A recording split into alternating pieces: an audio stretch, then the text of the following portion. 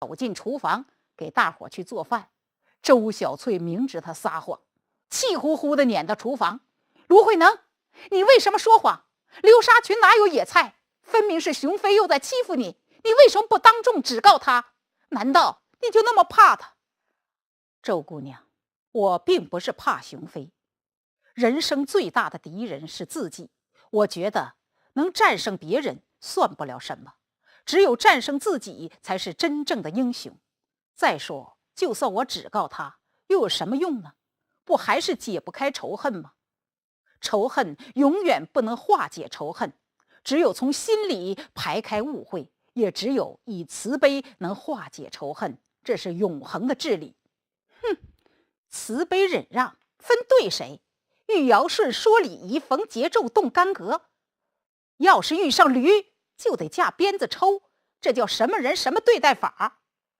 像熊飞这种人，心田跟那粪堆一样，根本就撅不出善良的黄金来。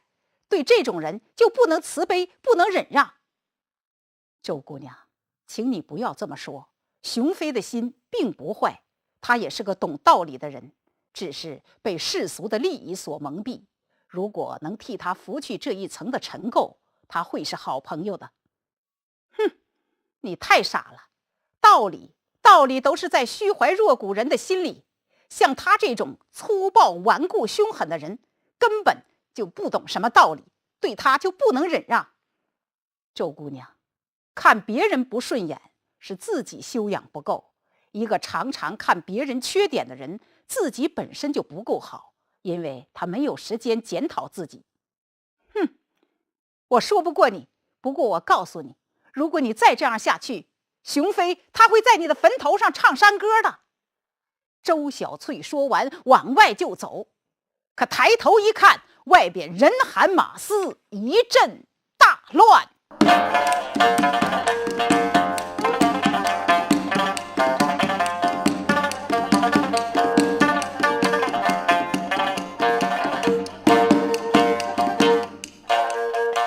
周小翠一见大吃一惊，见门外人喊马嘶不住声，大批人马来势忙，嗷嗷叫着往里冲。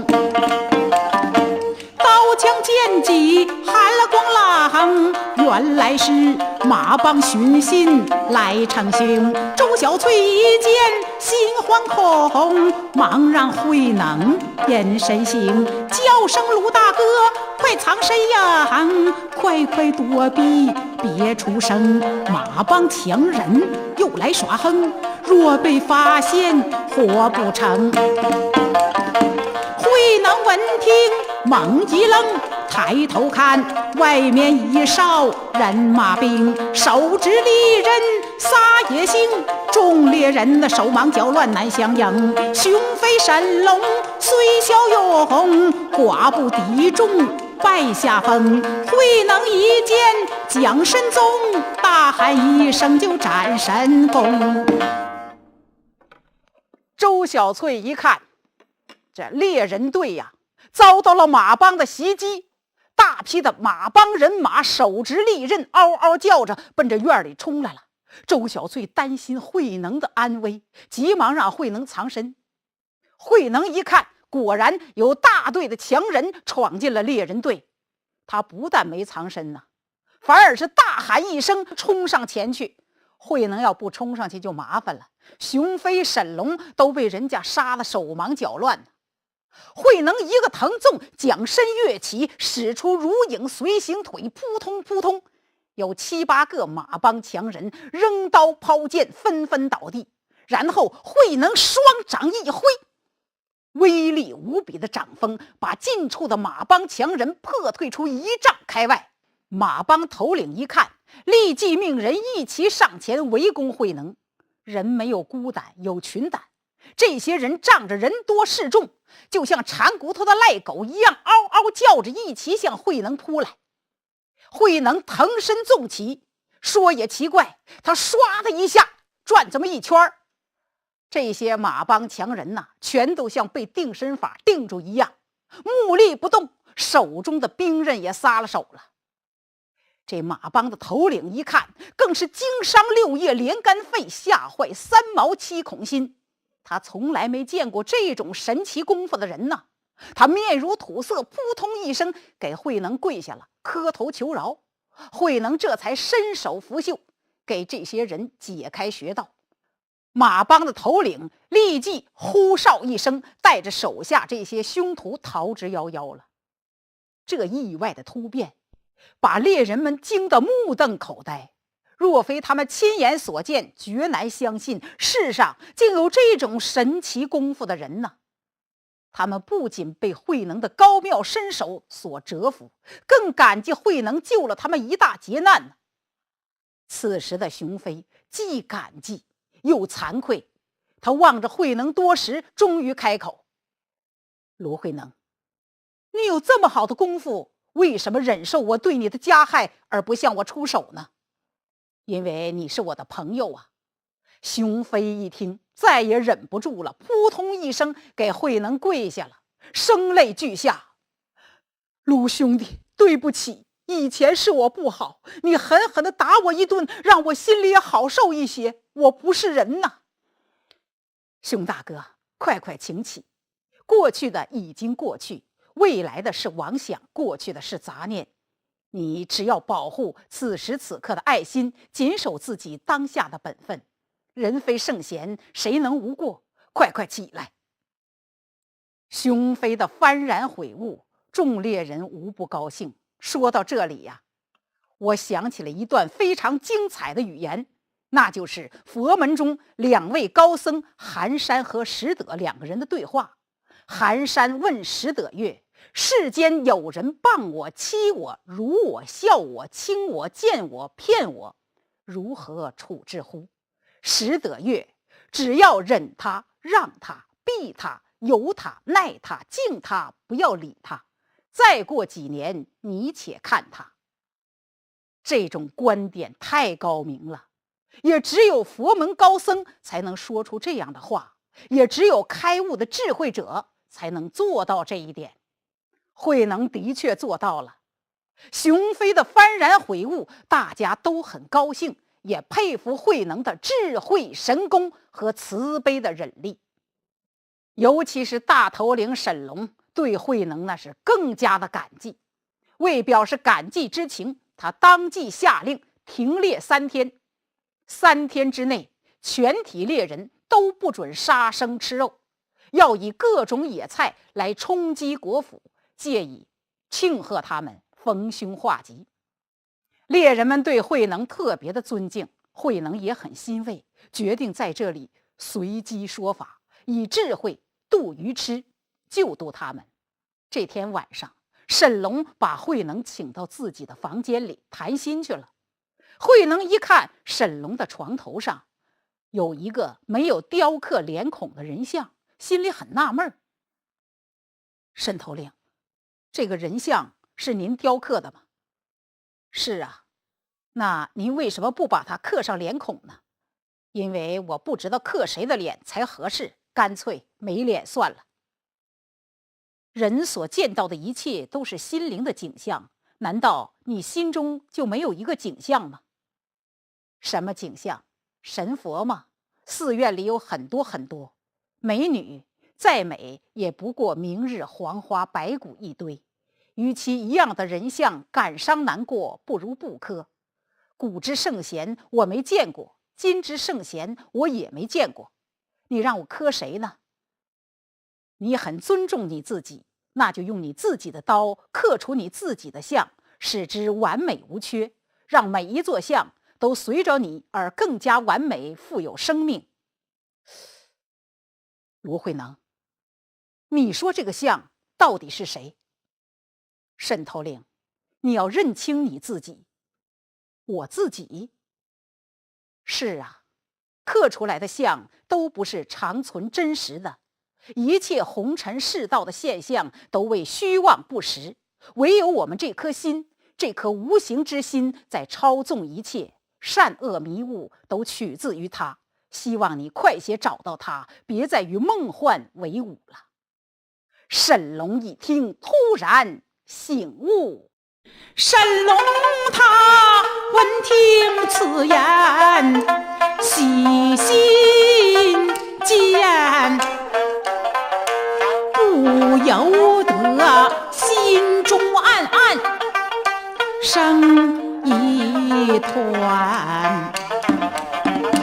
卢慧能本是一个流浪汉，在此处守望做饭杂货担，他一直少言寡语，任劳任怨，却不料言语不俗，间接超凡。看来他不是普通人，为婚犯，一定是疯狂离了梧桐园。神龙他心系激动，暗盘算，禁不住冲着慧能把话言。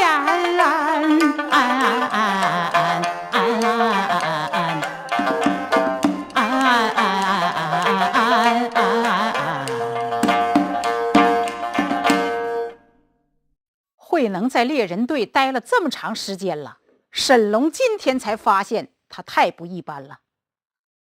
卢慧能，你在我们猎人队打杂干活这么长时间了，我今天才发现你不是普通人，你到底是干什么的？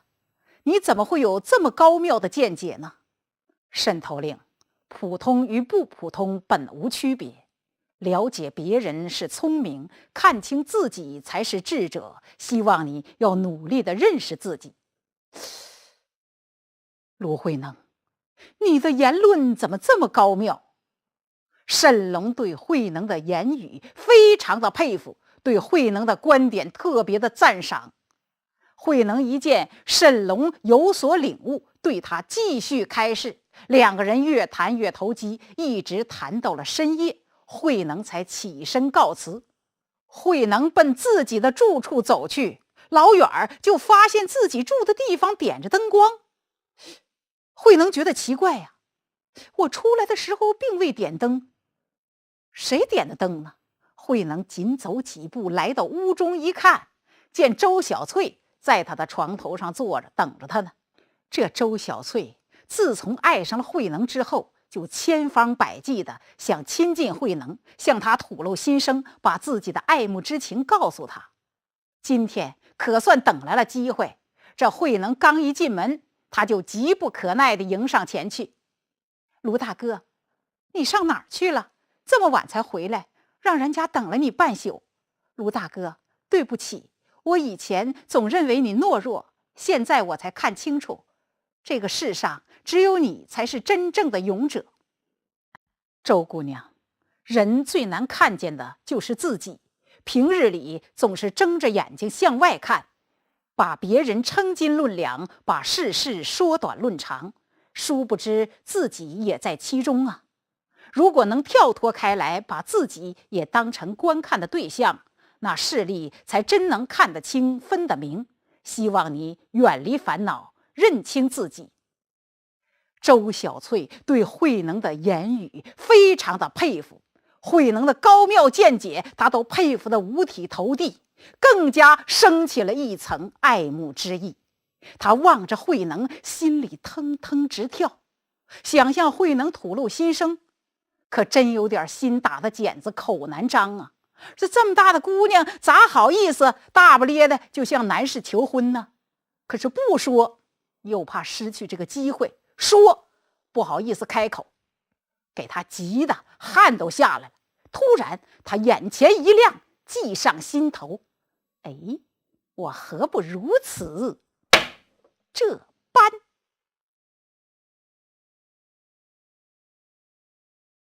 话说周小翠萌生了对慧能的爱慕之情，想向慧能吐露心声，可又不好意思。突然他眼前一亮，我何不找那沈头领做媒？卢慧能对他很尊敬，沈头领做媒准成。那我这么大的闺女，咋好意思开这个口啊？万一不成，还倒多了一个人知道。干脆我还不如自己厚着脸皮问他呢。看来呀，这爱真能让人勇敢，让人忘掉一切。周小翠此时也顾不得什么女孩的颜面了，脑袋一热，脸一红。卢大哥，常言说得好，男大当婚，女大当嫁，像我们做女人的早晚都得有个归宿，这也许是天意，咱们能生活在一个猎人队里。我周小翠甚慕你的为人，愿托微躯与大哥，以大哥为终身依靠，找个真正的归宿，不知大哥尊意如何？嘿，周小翠呀，这胆儿是真够肥了，不了解人家的根底儿，居然大胆的求婚。宁动千江水，不动道人心。他敢向佛门祖师求爱，这胆儿真是够肥了。当然了，他也不知道慧能的真实身份。再说慧能是一个断除欲望的智者，他也根本动不了慧能的心。慧能冲他一乐，周姑娘，谢谢你对慧能的一片情谊，可慧能实难满足你的要求。人生的前程渺渺茫茫，众生漂泊在这广阔的苦海中，不知出离。你好好想想，究竟哪里才是你将来的归宿？世人难明真与伪，不知究竟我是谁。岁月更替身易变，谁见皮囊总相随。卢大哥，难道你就真像牧师一样，一点情义也没有？周姑娘，非我无情，而是情到深处泪转多。情义可以救人，也可以害人，我们不应该执着它。周小翠一听啊，脸呼的一下就红了，眼泪差点掉下来。你想啊，这么大的姑娘主动向一个男的求婚，遭拒绝那滋味多难受啊！要是脸皮薄，都得上吊。卢慧能，真没想到我周小翠对你一往情深，可你心里根本没有我，一点不爱我。看来我真是自作多情。周小翠说完就往外跑。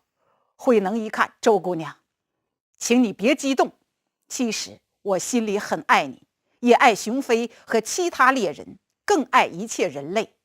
爱本来就是无穷无尽，散开可以利益天下，延长慧命，收缩则自私自利，增长恶业。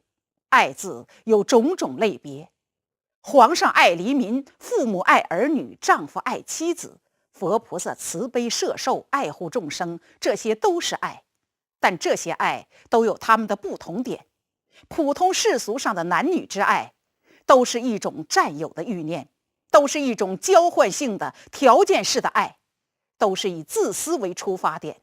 而我爱你，并不想占有你，我希望你离苦得乐，正等于我希望所有的人离苦得乐一样。要谈情，就必须谈长情，觉悟的情；要说爱，就必须说大爱，解脱的爱。诸位，慧能的爱是永恒的真爱，那是大悲心的流露，绝不是世俗上男女青年这种条件式的爱。你漂亮，你美貌，你年轻，你有钱，他就爱你。不是，更不是那种占有的欲念。什么我爱你，就像老鼠爱大米。那老鼠爱大米怎么爱呀？毫不客气地吃了你，嚼了你。慧能是放长情，扩大爱。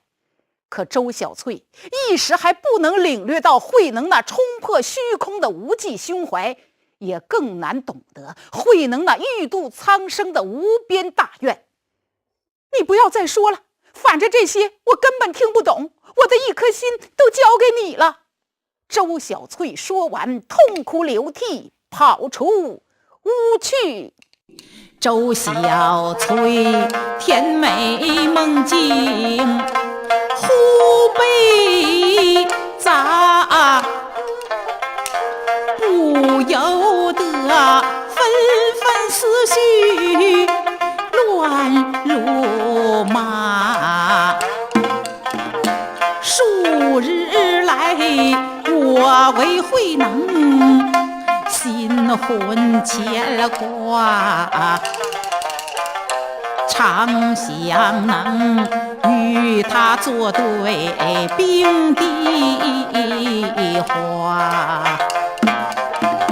是指望相亲相爱传佳话，却不料许婚遭拒情受罚，只盼慧能所言全是假，悲只悲一切爱深情难拔，愁只愁慧能无情没办法，苦只苦割爱有路将我杀，明月呀你横空揽世望天下，知迷津告诉我怎样征服他。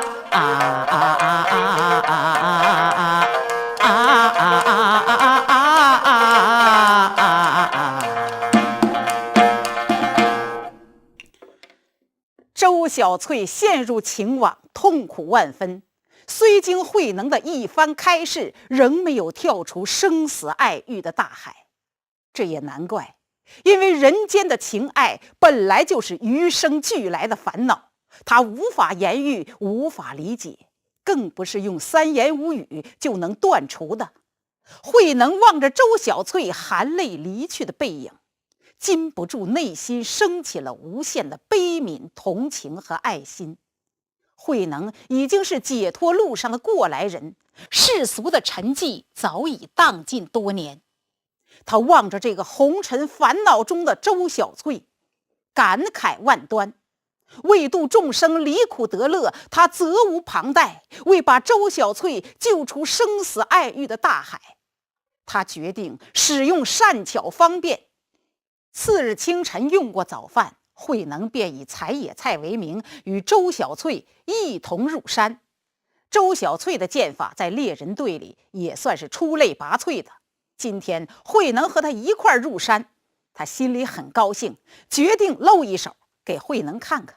两个人正并肩攀谈往前走的时候，前边的山坡上飞起一只野鸡，周小翠急忙摘弓搭箭，嗖的一下就朝这只野鸡射去。弓开弦响，一只野鸡落在地上，啪了几下翅膀就不动了。慧能看在眼里，痛在心上。周姑娘，听说你的剑法很出众，原来却很一般。哦，卢大哥，此话怎讲？因为你不懂得剑术，一箭才射下一个。哦，卢大哥，这么说你很懂剑术了？当然，我不但懂剑术，我一箭能射下一群。什么？卢大哥，你心地那么善良，彼此都是生命，你怎忍心射杀一群呢？周姑娘，我射的是众生的迷障，你为何不射自己的迷障？射迷障？什么迷障？情爱不就是一种迷障吗？爱河千尺浪，苦海万丈波。这情执是苦恼的原因，一旦坠入，便要为它受苦，放下情执才能得到自在。从现在起，你把它完全断绝吧。要知道，为生活而涉猎，只能解决一时的安逸；摄去心中的迷惑，才能解决生命中的痛苦与烦恼。卢大哥，此言差一意。周小翠陷入情网，摇头不已，叫一声卢大哥，此言差矣。也别说你我都是凡人体，就是那大罗神仙也有情痴。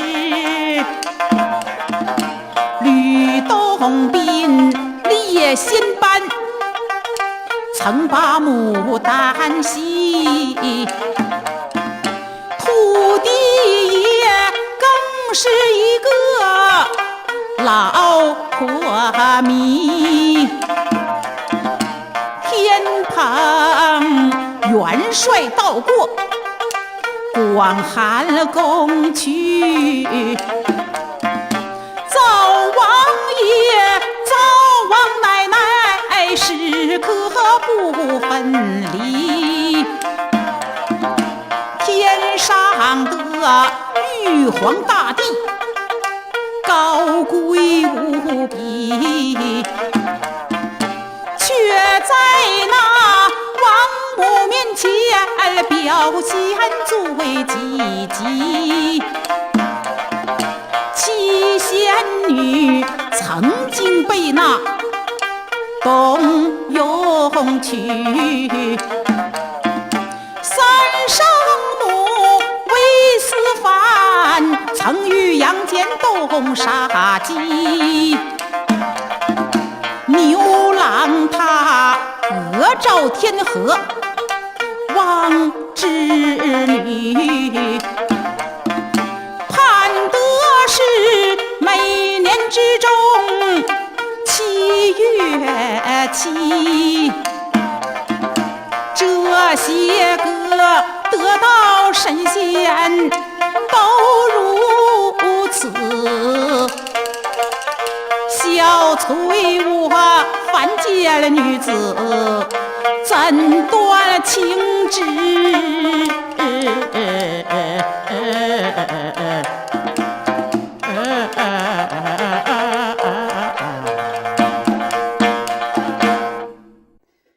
周小翠陷入情网，望风扑影的把传说中的神仙给好顿埋汰。卢大哥，那得道的神仙都有情痴，咱这血肉之躯怎么能没情爱呢？天下事有几人看得透？人间情又有谁人躲得掉呢？是啊，大千世界芸芸众生，有谁不为情苦，不为网困？其实红尘看破只不过是浮尘，美丽看破只不过是躯壳，生命看破只不过是无常，爱情看破也只不过是聚散而已。人生聚散无常，夫妻相聚时有说不尽的恩爱，可夫妻再好也只有一世，一到大限来临又要分别，那种心境要比不能结合的苦还要苦上1000倍万倍。那我们就生生世世永远相爱，永远不分开。今生和来世只不过是周而复始的重复，爱一世又要苦一世，红尘之中情爱物欲到头来只不过是颠倒梦想。卢大哥，难道这世上还有比夫妻相爱更快乐的事？周姑娘，世上的每一个人都在追求快乐，但却没有人真正了解什么是快乐。你所说的快乐只不过是无苦的一刹那，人生数十寒暑，弹指一过，今日含笑的花朵明天就会枯萎，哪有什么快乐可言？慧能早已看破，所以我这一生已献给了芸芸众生，如果再有来生，我会从头再来，度尽天下苍生。诸位，慧能的话太感人了，慧能心系无边众生，这种爱才真正的伟大。周小翠一听，心头一震，顿时觉得慧能是一个非常神圣的人。他对自己先前的做法想法感到羞愧惭愧，心说卢大哥的爱有多么的了不起，他要爱一切众生，这是大爱，怎么能独自爱我呢？他把一切都奉献给众生，为度众生离苦得乐，他把一生都献给众生，这是除私爱成大爱。我不能这么自私拥有他，我也不配拥有他。周小翠想至此，内心的烦恼立即化为清凉。诸位要知道，情爱物欲是与生俱来的烦恼，不好断除啊。尤其这情爱，那是任何法律法规都无法束缚的。要是没有过人的智慧，能做到这一点吗？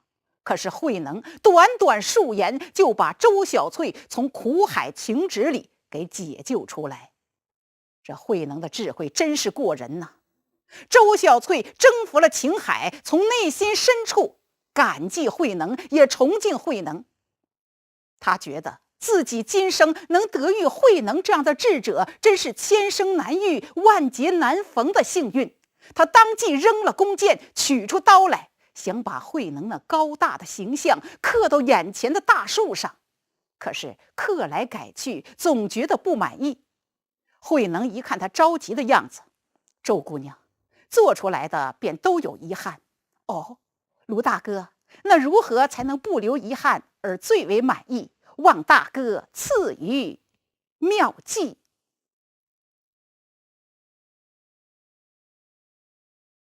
话说慧能见周小翠执着于红尘的情欲，对自己一片痴情，他以过人的智慧、高妙的见解，终于破除了周小翠的情执。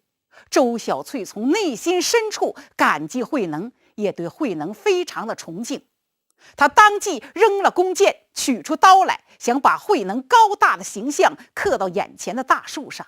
可是他刻来改去，总觉得不满意。慧能一看他着急的样子，周姑娘，做出来的便都有遗憾。卢大哥，那如何才能不留遗憾而最为满意？即心设想，并永远留住心中而不做。哦，这不做怎能满意？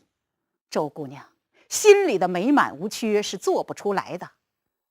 慧能的话语犹如黎明的钟声，敲醒了周小翠昏迷的梦境，也唤醒了他乐法的智慧。他从此不但一心向善，不再杀生，而且顿断迷惘，不再被爱欲所纠缠。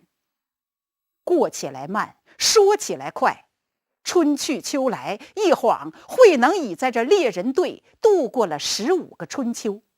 15年来，他随意说法，启人醒悟，猎人们获益匪浅。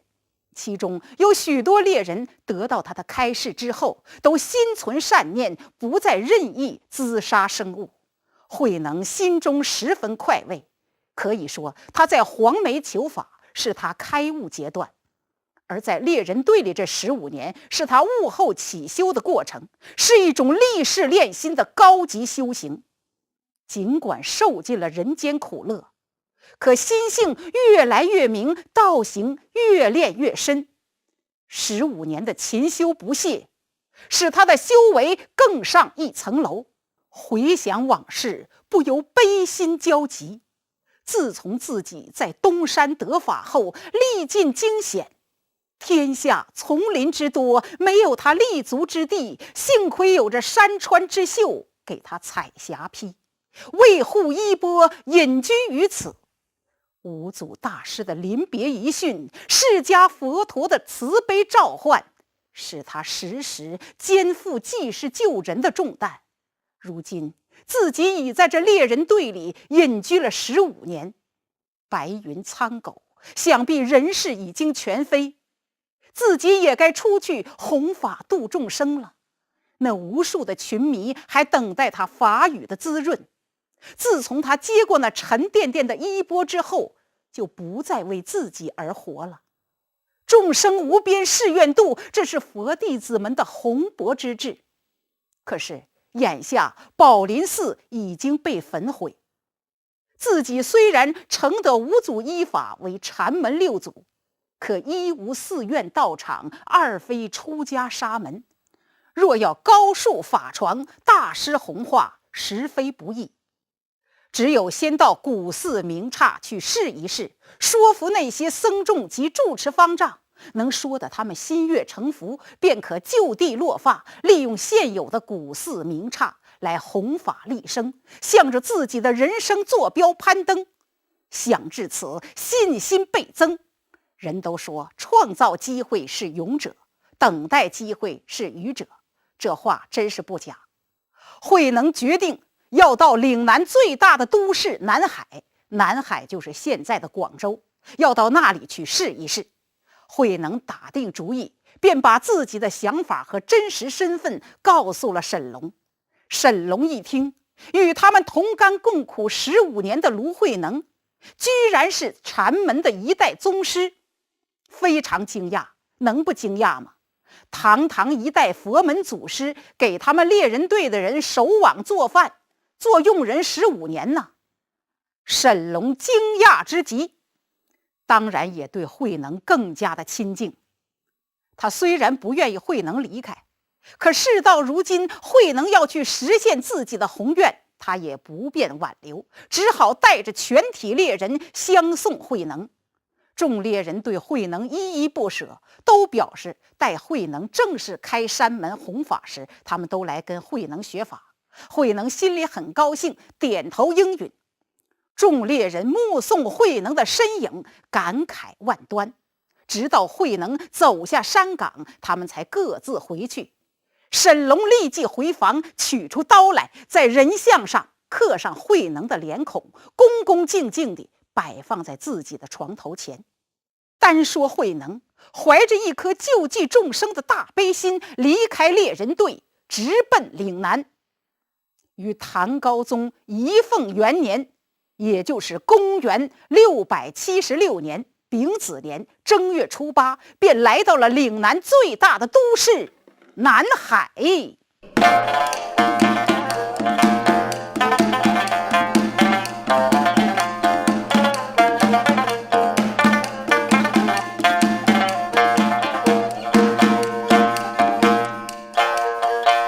慧能他进了南海，把头抬，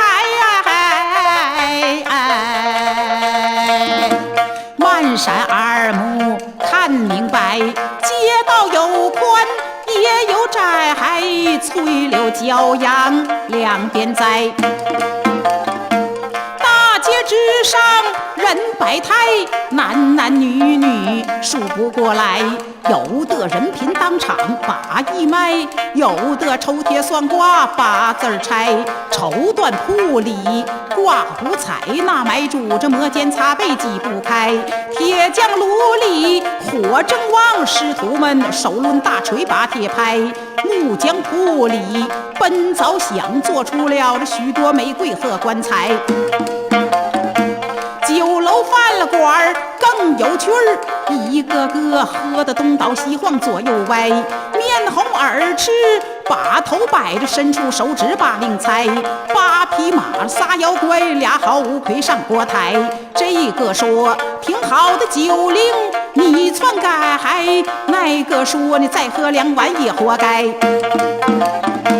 酒楼下姐俩来踢毽儿，大姐二妹单腿抬，大姐她踢个山羊来开台，二妹她踢个乌龟闹家宅。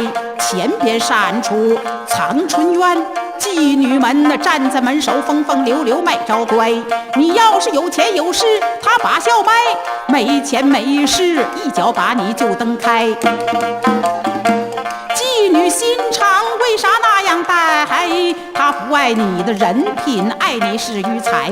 君子好逑，一夫一妻制，别把那有用的精神使到这里来。越过藏春院，赌场更厉害，那更是乱乱哄哄不能待。推牌就有的治小色儿的，连吃带差看纸牌。看纸牌做手3堂夫，料了那好几道喜儿，盼鱼儿来一个小鱼儿没到手，倒叫对串截胡撂了牌。转脸再瞅治小色儿的稀里哗啦治起来，你喊溜着我喊眼儿，治出豹子杀了台。回头再看打大天酒，装上大伞儿，发了牌。康门的人气没有过门第八大，天门对二板子往出拽，装上一看来了气。我这是一把什么牌？先出虎头金瓶对打五虎，最后两出是天牌。接着再看推牌就后，装上大伞儿就送牌，剩下了金瓶大五虎头天呢，只好配个1、2开。赵管的一看傻了眼，汗珠子噼里啪啦滚下来，赢钱的喜气洋洋挺来牌，输钱的哥们儿两眉紧皱气满怀。追悔莫及，来到赌场外，痛恨自己耍钱太不应该。我不该日夜赌场混，熬得无精打采，骨瘦如柴。茶不思来，饭不香，两眼通红，小脸拉扎白。万了贯家产都输尽，没办法这花上大头利息把钱抬。父母为我心急操碎，贤妻为我泪满腮。亲戚朋友见着我绕着走，哥兄弟见了我都不敢把头抬。看起来为人得走正规路，千万别把路走歪。今后我再犯耍钱也狠，就把手指头剁下来。会能一见心怜悯，这些赌徒真是愚呆。这南海城五花八门，繁华似锦，慧能无心观看，寻路问君，打听法性寺的所在。这法性寺就是现在广州的光孝寺，是当时天下较大丛林。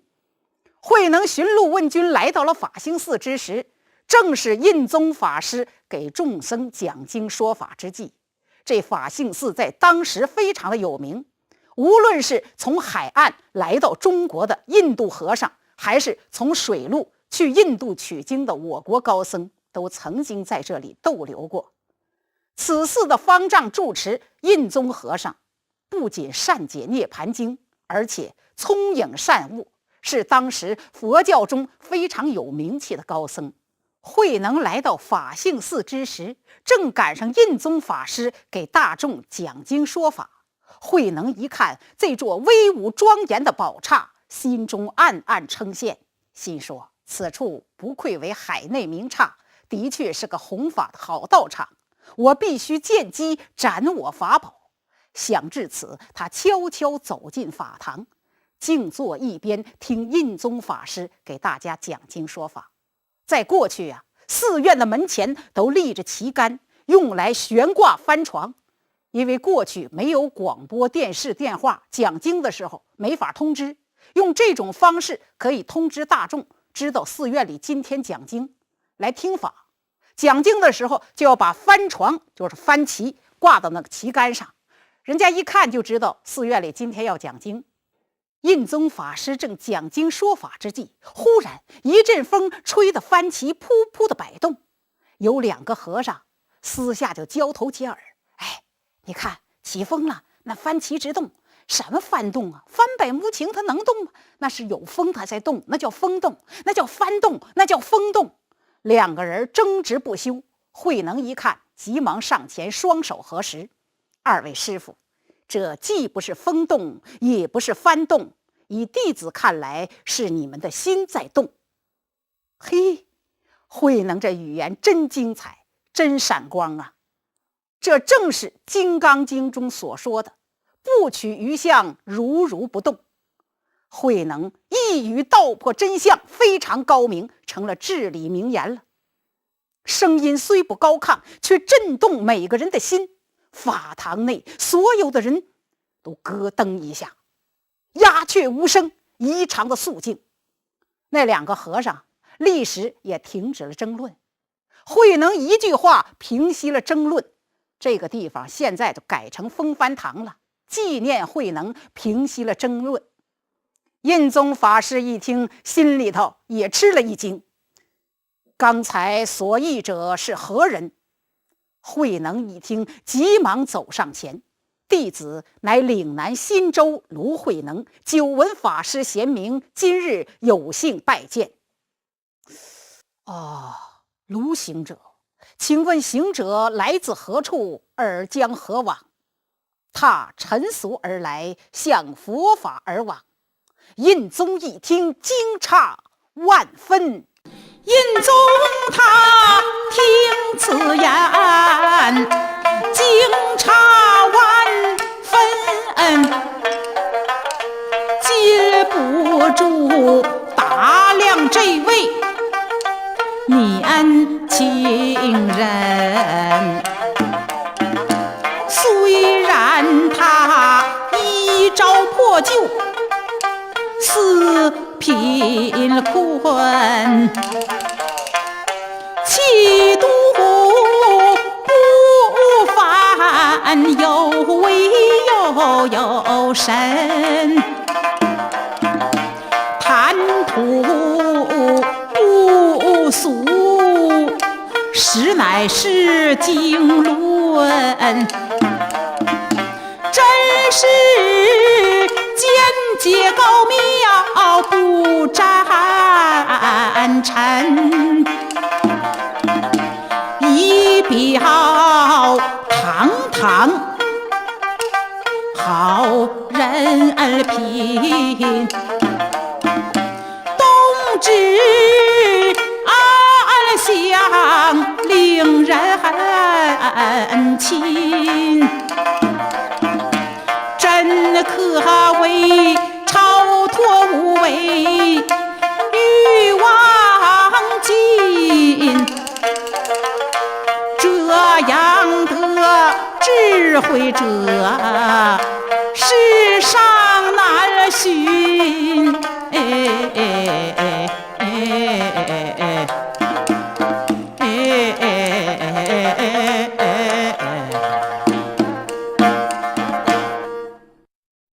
印宗法师一看，慧能虽然是个衣着破旧的俗士，却有一种超脱无为的气质，宁静中透露着自在，散发出安详，表现出洒脱。又听他刚才之言，言语简明，义理高妙，就知道他绝不是一般的俗士。不知卢行者何时来寺，老衲多有怠慢。行者刚才所说乃悟道之语，可见行者并非常人，一定成得好师将。敢问行者师承何人？黄梅东山禅寺五祖大师。我说行者言语如此高妙，原来您就是五祖大师的高徒，失敬失敬。印宗法师说完，惊疑地瞪大眼睛，把慧能仔仔细细从上到下又打量一遍。听说黄梅依法难传，被一个俗家居士所得，莫非此人就是行者？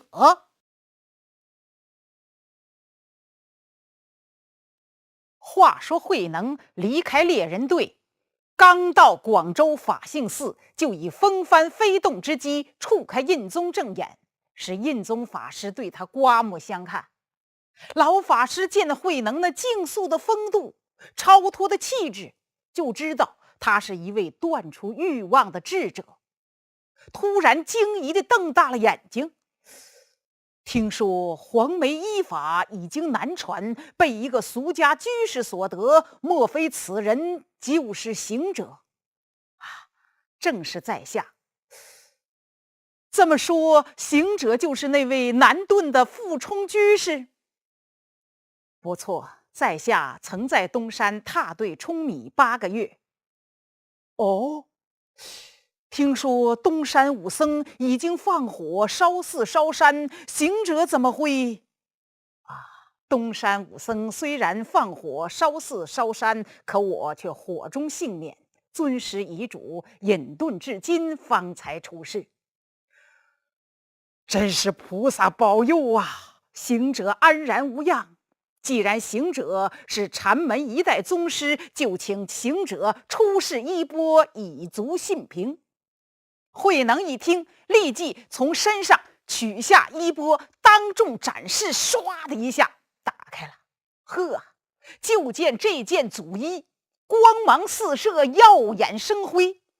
印宗法师仔细一看，果然是禅门代代相传的衣钵。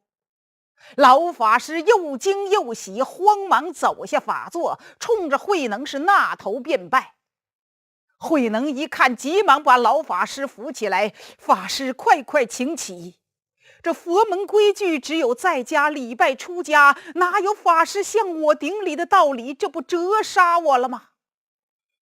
行者有所不知，这世间礼法，先乎武道者，武之师也；佛门规矩，早得究竟者，武门尊也。行者乃一代祖师，以法为师，行仪为次，还请行者快快上座，好让我等焚香礼拜，以增福慧。印宗法师说完，把慧能迎请到上席。印宗法师这一举动真是功德无量，竟使慧能这个贫困褴褛的流浪汉立刻变成了容光焕发的六祖大师了。诸位，世上有千里马，也要有伯乐，千里马要有伯乐的赏识才行啊。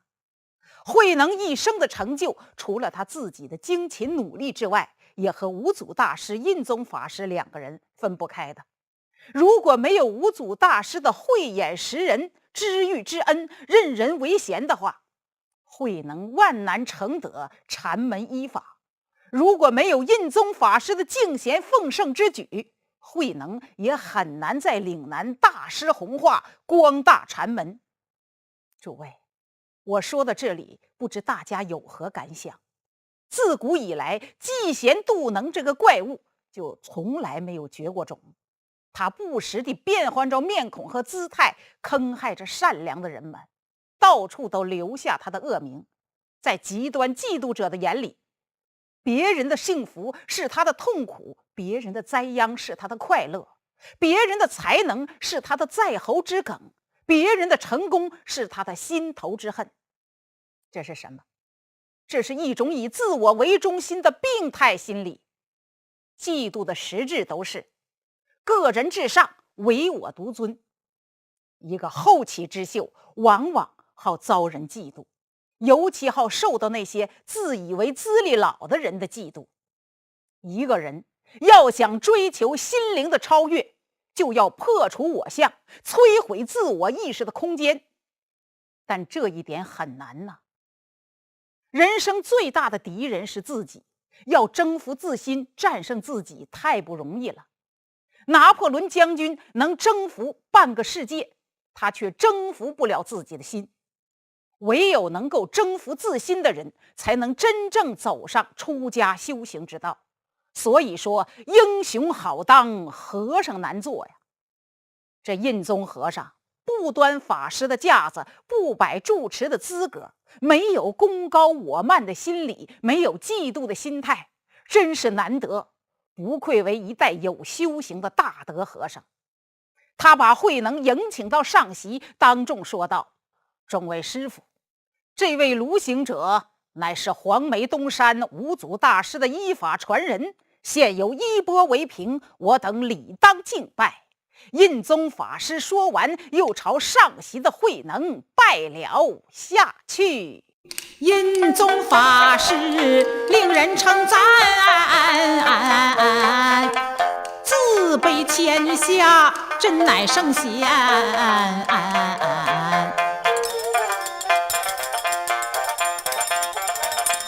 虚怀若谷，不计贵贱，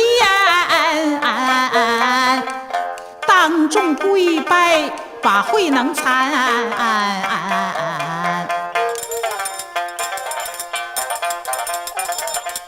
有道是文人相轻，常常见，却原来沙门奉圣，心无偏。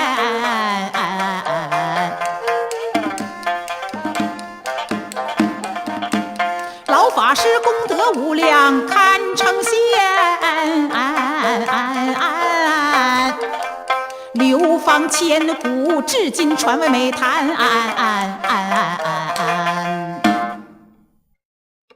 印宗法师朝上席当中的慧能拜了下去，像老法师这样的身份都对慧能如此的恭敬，其他众生哪有不拜之理呀？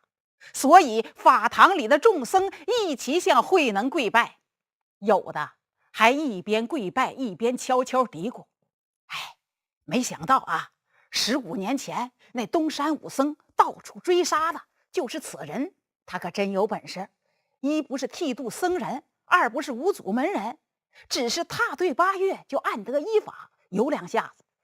那当然了，听说他一计明心，见地超群，东山武僧都拜在他手下，不简单。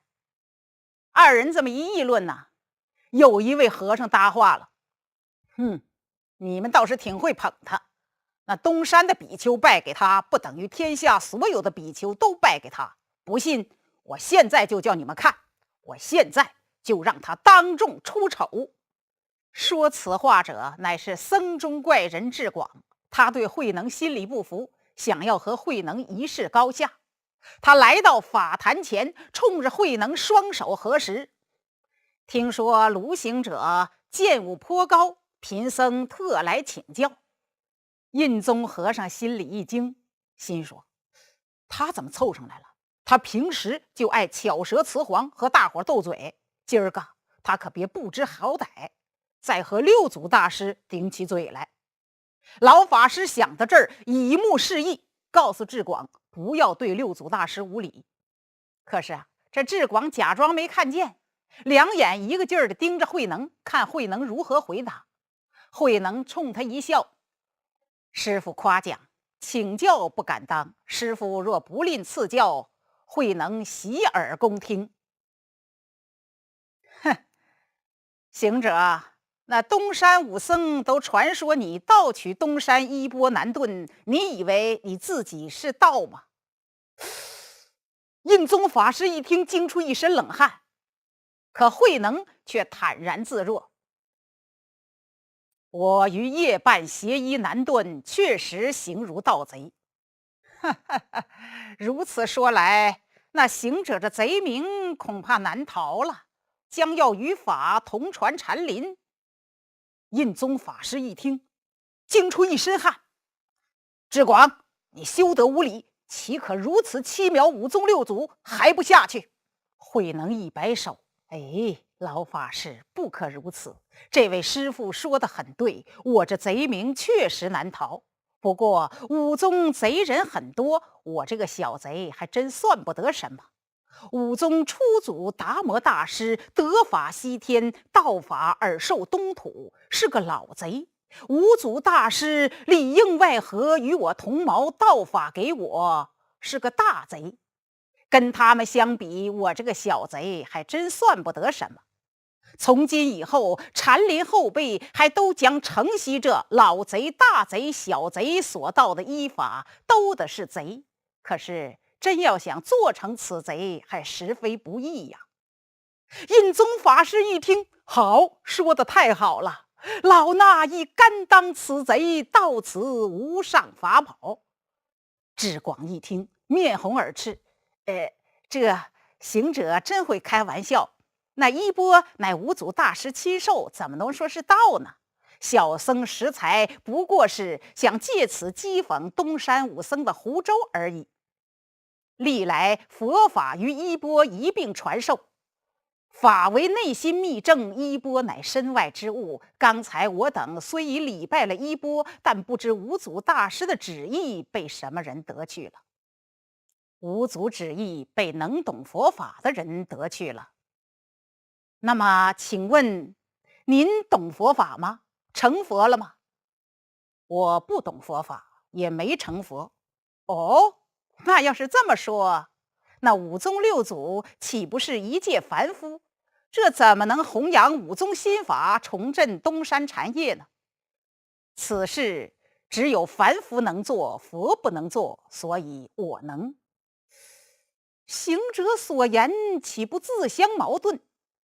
迷者是，智者不是。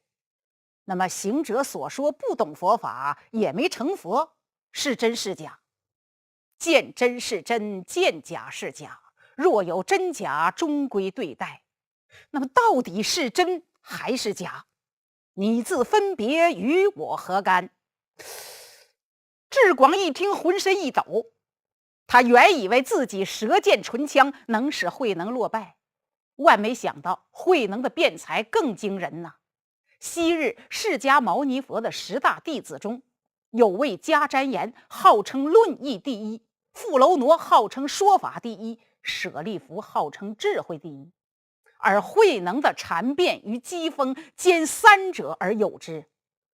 你别看他不识字，可他是开悟之人，智慧无碍，绝非一般辩才可比呀。这智广不但没难住慧能，反落了个理屈词穷。不过慧能这番话使他触目惊心，心中豁朗啊。因为佛法就是破人执着的，你有执着，他就破你执着。慧能的答话都是破智广的执着，就像大夫给病人看病一样，他看你得的什么病，就给你用什么药，对症了，药到病除，他的病就好了。所以智广突然心中开朗，膝头一软，扑通给慧能跪下了。印宗法师非常高兴，智广，你以离撤海，王惩蛇锋，幸好六祖大师慈悲为怀，不与你计较，还不忏悔。智广他触目惊心，傲气不禁不住，他把慧能来佩服，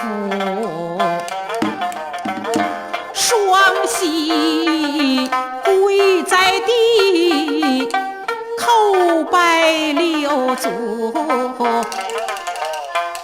说了声感谢六祖知迷途。小僧我无知冒犯，求宽恕。祖师您智慧辩才令人服，智广我能得祖师您指路，真乃是幸运之极，福报突出。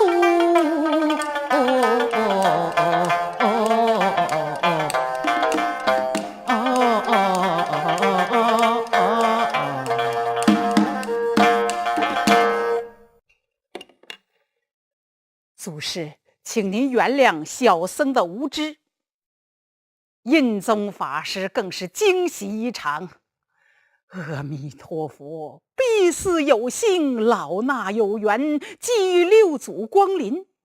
不知那黄眉五祖副主一法师是如何指示传授的？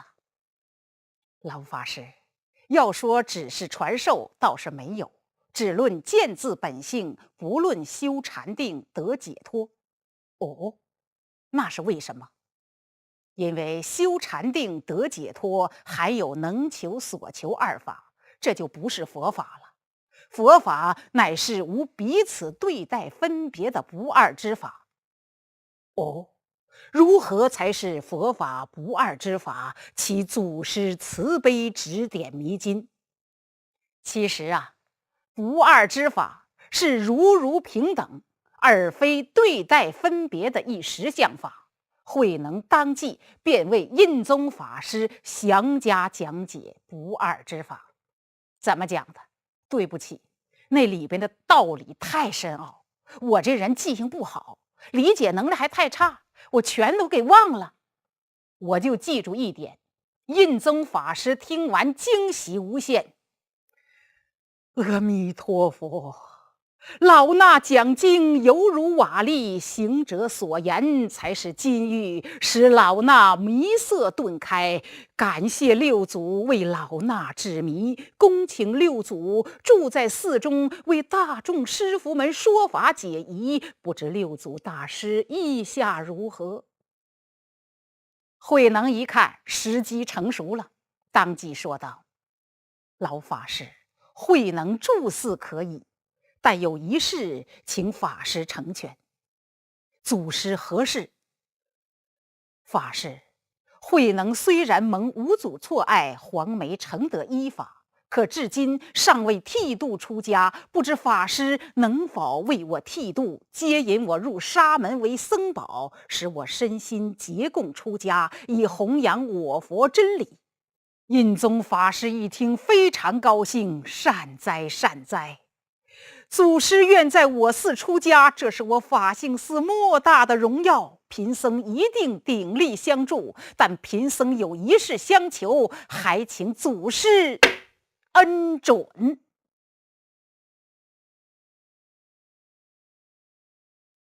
话说慧能以高妙的见解、精辟的言论，赢得法性寺全体出家人对他的敬重。印宗法师更是对他仰慕之极，当即留他在寺院里为大众师傅们说法。慧能见时机成熟，就要求印宗法师给他剃度。印宗法师当即答应下来。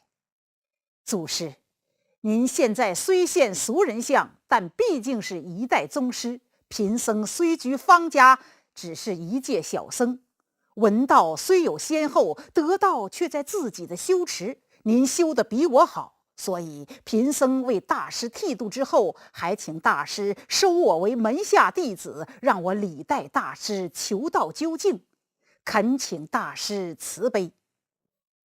诸位，印宗法师这个做法真是太伟大了，我情不自禁的要在此多说两句。评书评书就是有评有书，评者评论也，书者故事也。印宗法师的道德如此的高尚，不能不让人心生敬仰，加以评说。在世间法，人都知道管仲知欲鲍叔牙，才得建奇功，若是没有鲍叔牙，就没有管仲的建功立业。而在佛门中，人都知道慧能在禅宗史上的成就，却不知印宗之不可及呀。印宗法师也不是一般人，他九坛经论也有着非凡的见地，不然慧能的风帆飞动之机怎么能触开他的正眼，赢得他的刮目相看呢？这叫英雄所见略同啊。慧能在东山寺的时候，除了五祖大师欣赏认可他之外，其他人怎么不把他放在眼里呢？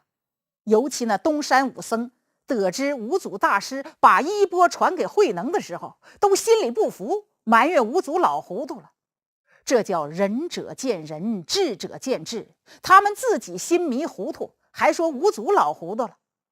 他们为什么不能像印宗法师这样恭敬慧能，对慧能诚心供养呢？因为他们没智慧，不认识智者。唯有英雄才认识英雄，圣贤才认识圣贤。所以说印宗法师也不是平常人，那也是佛门中有名的高僧大德和尚，广东佛教的领袖人物，柱山长老之一。如果他要是像世间人一样在乎名利，嫉妒毁谤慧能的话，那慧能想在岭南大施弘化，光大禅门，那可就不容易了，最起码也得10年8年。可印宗法师不但不嫉妒慧能，反而还这样自卑谦下地尊敬慧能，要拜慧能为师，让慧能留住寺中为大众师傅们说法，真是了不起。要知道那法性寺是他的道场，他弘法的地方，他能这么自卑谦下的让给慧能，牺牲自己的法缘来成就慧能殊胜的法缘，实在是不容易做到啊。这也说明他修养的纯粹。一个真正得道的解脱者，一定是虚怀若谷，绝不会在乎世间的名利，个人的名望都会抛到脑后。天下无自恃的豪杰，世出世间越是学问修养越高的人，他越谦虚尊敬别人。大圣大贤没有一个不谦虚的，宝穗垂手啊，谦敬是性德的流露。有人说，慧能之于印宗法师，就像管仲之于鲍叔牙，因缘际会，成就一番非常事业。这就叫一佛出世，千佛护持。说到此处，心潮澎湃，禁不住打起鼓板抒心怀。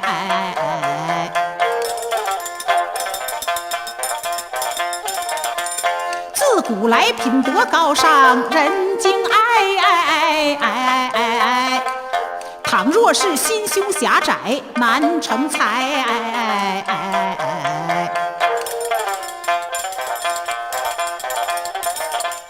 卢慧能大智慧，传颂千载。印宗他僧格魅力，永不衰。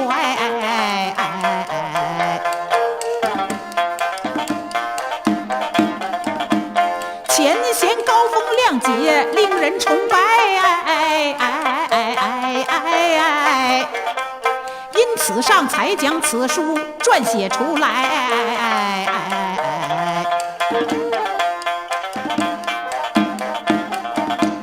弘扬先哲伟业，古德风采。演唱传播，继往开来。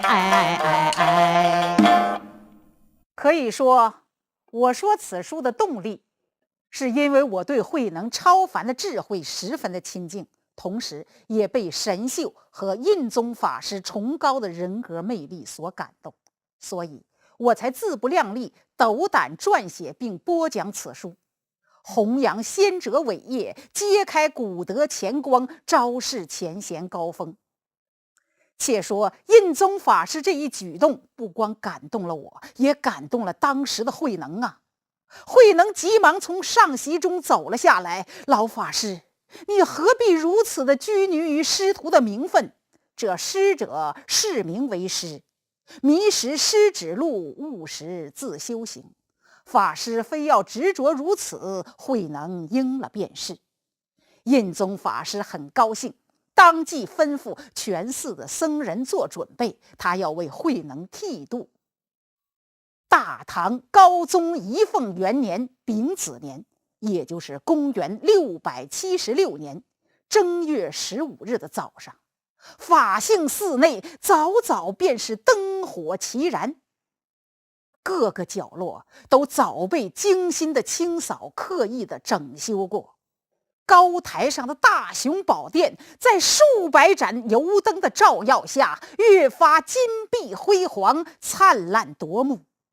佛祖释迦牟尼正身端坐，垂目微笑，似乎知道这位西天第33代祖师，中国的禅宗六祖，今日要来皈依佛门，现身三宝。智发坛前，烛光摇曳，香烟缭绕。就在这阵阵青云薄雾之中，39岁的慧能已然沐浴更衣，双手合十，目光悲悯坚定地跪在佛前的蒲团之上。众僧齐聚，分列两边，声音舒缓抑扬地唱着佛门中有名的炉香赞。炉香乍落，法界蒙熏，诸佛海会悉遥闻，随处解祥云。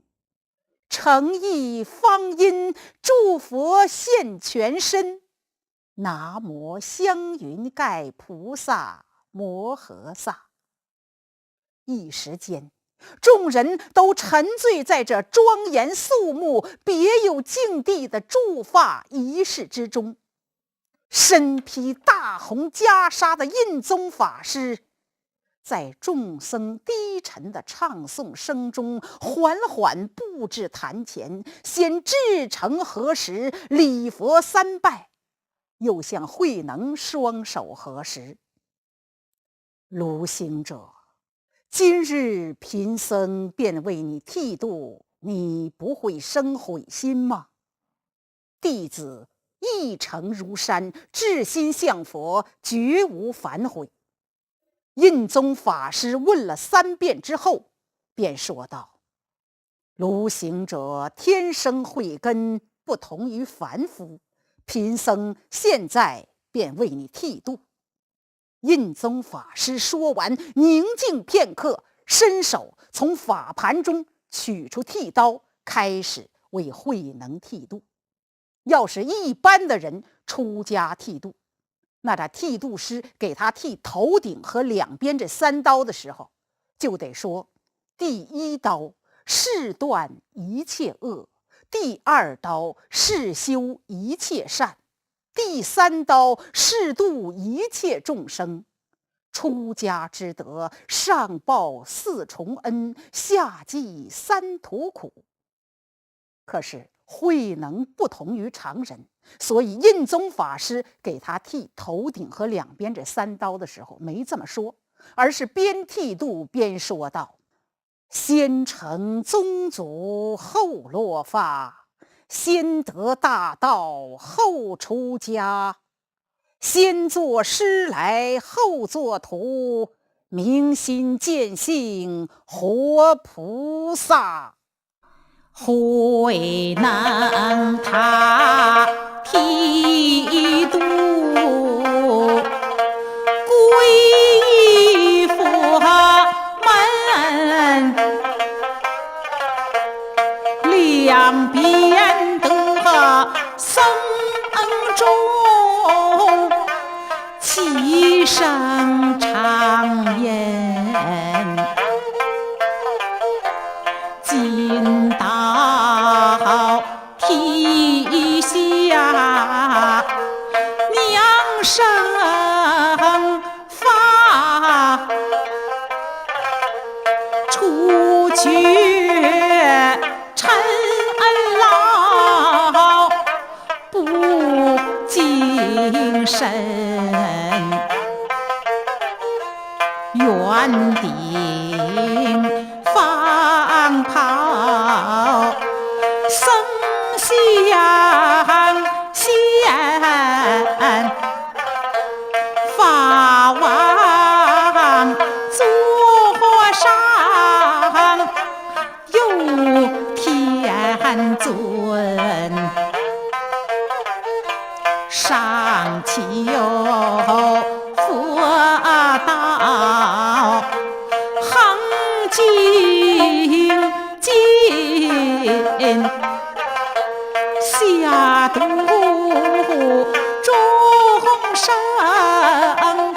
不惜身呐！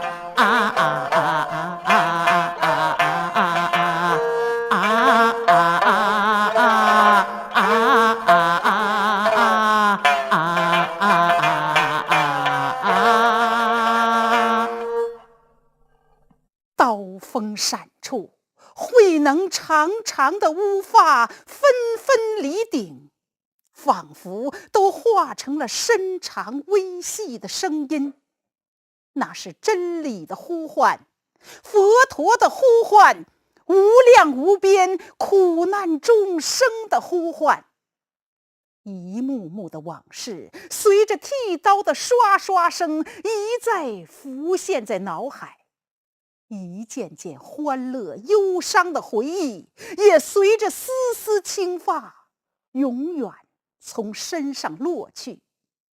在这庄严肃穆的祝发仪式之中，慧能所感觉到的竟是难以言喻的悲心交集。孟子有云：天将降大任于世人也，必先苦其心志，劳其筋骨，饿其体肤，空乏其身，方使能增益其所不能也。自古以来世除世间所有的英雄豪杰，在他功名未成就之前，无不受尽艰辛苦难。不经一番寒彻骨，焉得梅花扑鼻香。慧能的际遇确实如此。他24岁文经悟道，千里迢迢到黄梅东山求法学佛，劈柴舂米，苦劳身心，一计明心，密授医法，夜离东山，恶党追杀，石中避难，火中幸免，隐匿列队15年，又以风帆飞动之机触开印宗正眼，39岁才落发出家，皈依佛门，总算如愿以偿。这也是他弘法立生的生涯开始了。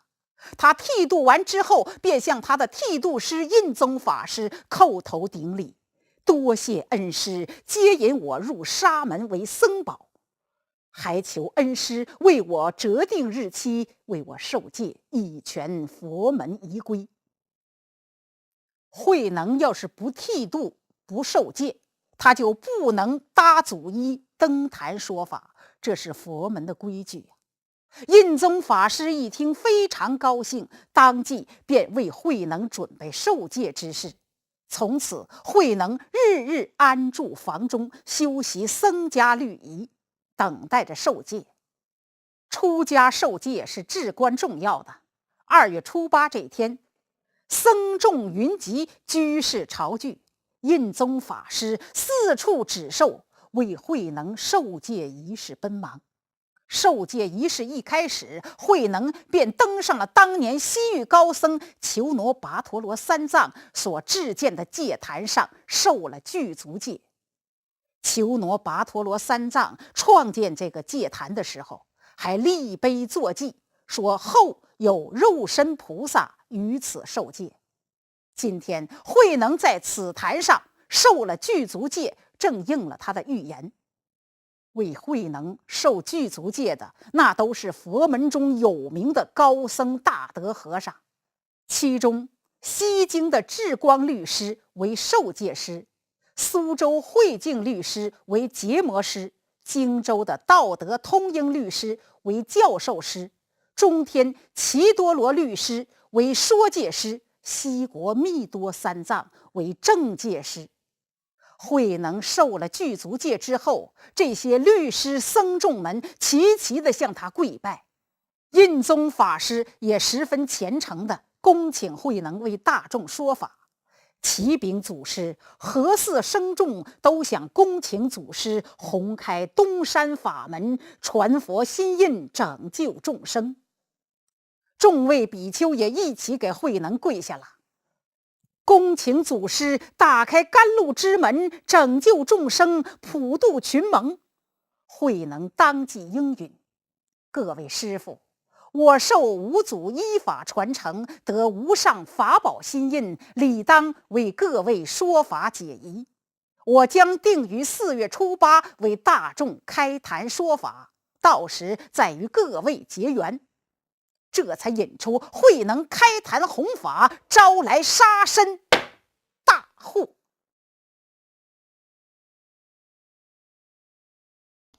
话说慧能大师在法性寺落发受戒后，应众僧之请，定于4月初8佛诞节这天正式开坛弘扬大法。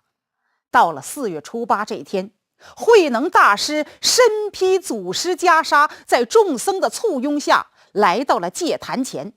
这戒坛旁边有一株枝叶繁茂的菩提树，是170年前西域天竺国高僧智耀三藏法师从天竺国携来树苗，栽植于此的。智耀三藏法师植此树的时候，还立碑预言说170年后当有肉身菩萨于此树下开演上乘佛法，度无量众，他是真传佛心印的法主。今天慧能大师在这戒坛前菩提树下设座坐定，正是开演东山法门，正应了智耀三藏法师的预言。慧能今日正是开坛弘法，不由感慨万端。慧能他身披足衣，登上法坛，不由得悲心交集，感慨万端。自从我东山得法，屈指算，到如今整整已过15年。想当年一计明心，无足赞叹，传了一个福心法，让我众人担。15年，我虽然历尽了磨难，珊瑚年不改初衷，一枝间。15年，常听到佛陀呼唤，15年无足以寻，常响耳边。15年，无边众生常在眼前转。15年，济世救人常在心间。现如今机缘成熟，愿往事现，我定要普度众生，正法弘传。